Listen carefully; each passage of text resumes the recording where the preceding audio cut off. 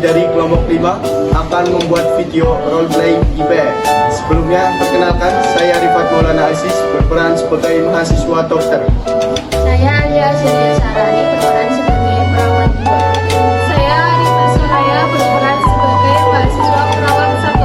Saya Alira Bibarismananda, berperan sebagai perawat 3. Saya Triani Gabriandi, berperan sebagai mahasiswa farmasi 2. Saya Dina Bukina, berperan sebagai mahasiswa perawat 1.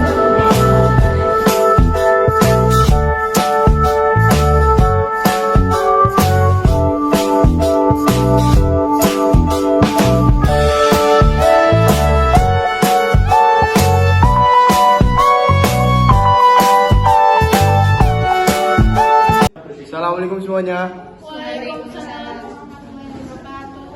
Selamat berjumpa lagi pada sesi tutorial kali ini. Sesi tutorial merupakan tahapan dari IPE.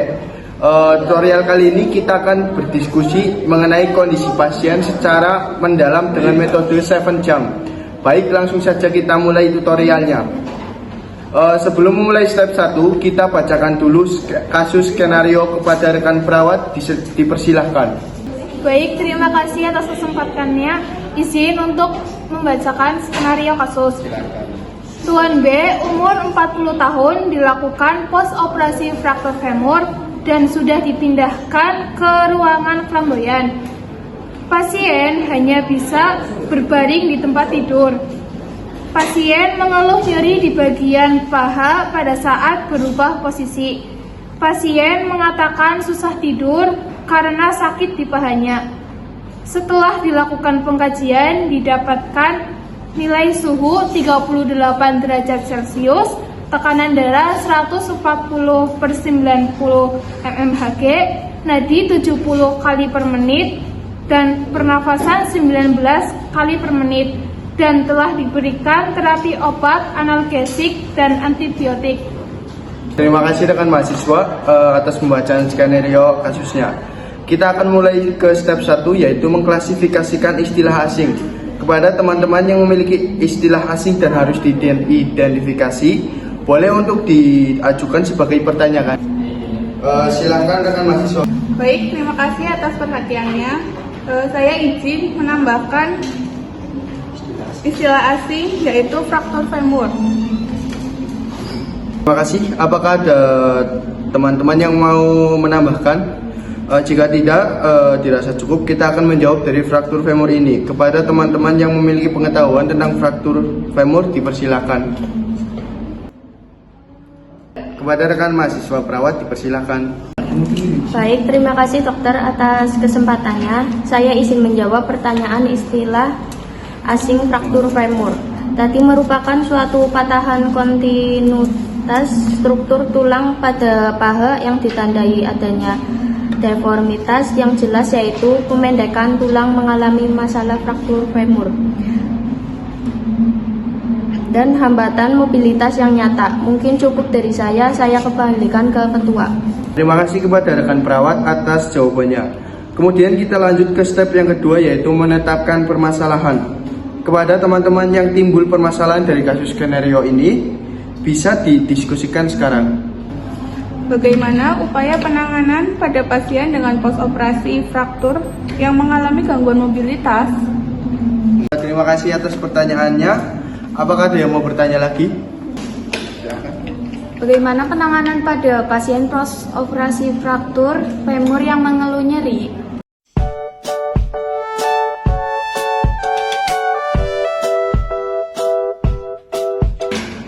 Apakah ada yang mau bertanya lagi?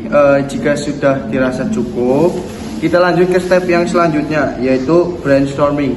Baik teman-teman semua, mungkin langsung saja untuk step brainstorming. Apakah ada yang mau memulai?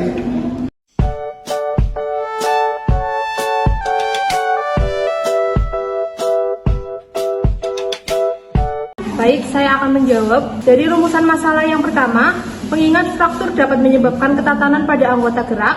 Yang mengalami fraktur, ketatanan fisik yang dapat dipulihkan secara bertahap melalui latihan tentang gerak, yaitu dengan latihan range of motion atau ROM yang dievaluasi secara aktif. Kita lanjut ke rumusan masalah yang kedua. Apakah ada yang mau menjawab?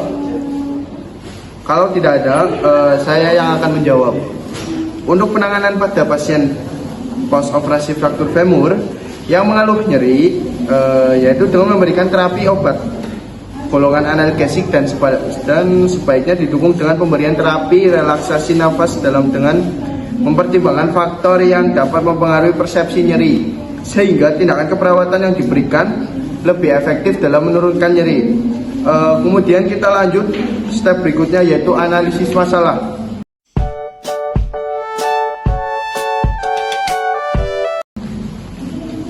Kita akan menganalisis masalah yang lebih mendalam pada step ini.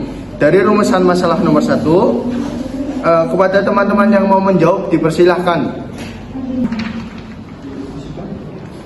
Izin menjawab. Berdasarkan analisis intervensi untuk masalah gangguan mobilitas fisik adalah dengan teknik penguatan sendi. Teknik penguatan sendi ini yaitu teknik yang menggunakan gerakan tubuh aktif atau pasif untuk mempertahankan atau mengembalikan fleksibilitas sendi. Atas jawabannya dari rekan perawat, dari rumusan masalah nomor 1, baik kita akan lanjut untuk rumusan masalah yang kedua. Dari teman-teman yang adakah yang mau menjawab? Ya. Izin menjawab untuk rumusan masalah yang kedua, berdasarkan analisis penata laksanaan nyeri akut post operasi fraktur femur, secara umum terdiri dari tindakan farmakologi dan non-farmakologi. Tindakan farmakologi berupa penggunaan obat anti nyeri, sedangkan tindakan non-farmakologi dapat menggunakan teknik distraksi atau pengalihan, teknik relaksasi, dan lainnya. Terima kasih. Baik, setelah step 4 kita tuntaskan, kita akan menuju ke step 5 untuk menentukan tujuan belajar. Kepada teman-teman yang ingin menetapkan tujuan belajar, dipersilahkan. Baik, terima kasih atas kesempatannya. Saya izin menanyakan bagaimana terapi untuk pasien yang mengalami fraktur femur. Terima kasih untuk pertanyaannya. Apakah ada lagi yang mau bertanya? Saya izin menambahkan tujuan belajarnya yaitu bagaimana prinsip dari pemberian obat anti nyeri. Baik, terima kasih. Apakah ada lagi yang mau bertanya? Jika tidak ada, kita cukupkan untuk menetapkan tujuan pembelajaran ini. Pada sesi 1 tutorial kali ini kita tutup.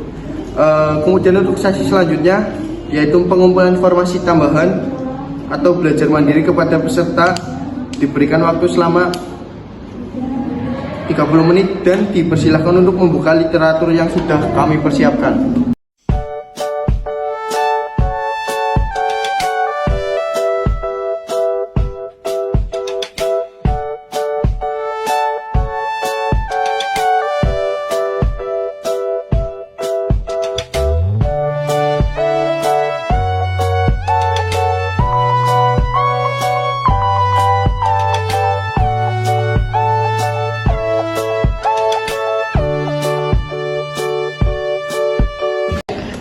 Sesi belajar sudah selesai. Kita akan mulai tutorial sesi kedua ini. Sesi kedua diberi waktu 30 menit untuk melaporkan hasil dari belajar mandiri tadi. Baik, kita akan menjawab dari yang nomor 1. Kepada rekan yang mau menjawab, dipersilahkan. Izinkan saya untuk memulai. Pertama, untuk menjawab bagaimana terapi untuk pasien yang mengalami fraktur femur. Yang pertama adalah latihan infrared dan terapi latihan.